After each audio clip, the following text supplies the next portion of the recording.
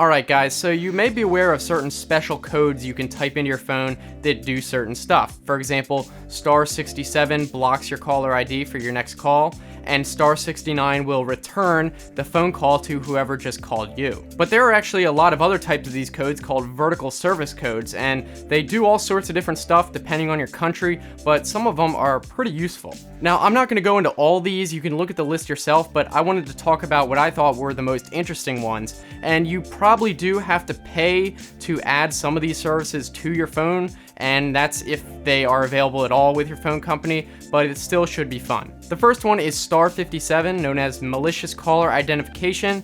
If you ever get harassing phone calls or something like that, this one will be good to know. What happens is someone will call you and then you hang up and then pick it back up and type *57, and then the phone company will store all the metadata for your most recent phone call coming in so that it can be later used as a trace or for police evidence. If you do use it, you have to file a police report to actually get it traced, otherwise nothing will happen. And yes, this will actually work even if someone is blocking their caller ID. Usually you do have to pay for this service and you have to sign up for it ahead of time, although I don't think it's that expensive. Each time you use it, it might be like 50 cents or something like that. The next code is *85. This disables caller ID, so you will show up as a private number. This isn't as useful these days with cell phones because usually there's no caller ID for cell phones, but if you do still have a landline, this could be useful. And then to re-enable it, you would type in *65 and that would turn it back on. And if you are wondering, blocking caller ID doesn't always work in some circumstances. For example, all toll-free numbers like 1-800-866, all those, and emergency lines like 911 have what's called ANI, known as Automatic Number Identification.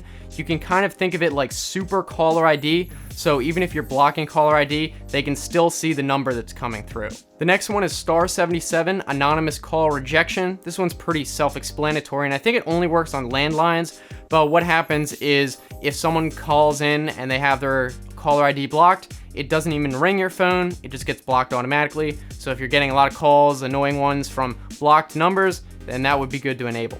*63 is Selective Call Forwarding. Like it sounds, it only forwards certain numbers that you specify onto another number, even if it's voicemail. For example, if you have an annoying friend and you don't really want to talk to him, but you don't want to block him either, you can set up a selective call forward, so anytime they call in, it goes straight to voicemail. *60 is called blocking. This lets you specify certain numbers and block it all together. This one is not free. I think you have to pay for the service, although with most smartphones these days, you can usually just get an app that does that anyway.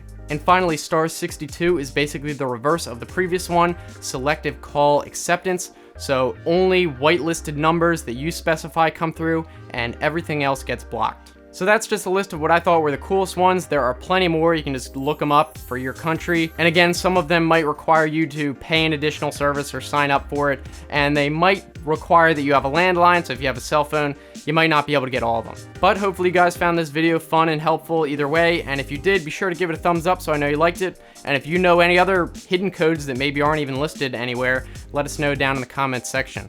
If you want to continue watching, I've got some other videos on the right-hand side. You can just click those or look in the description for the same link, like if you're on a phone. And if you want to subscribe, I make new videos Monday, Wednesday, Friday, so I think it should be worth it. I'm looking forward to hearing from you guys, either here on YouTube or on Twitter. So thanks for watching. I will see you next time. Have a good one.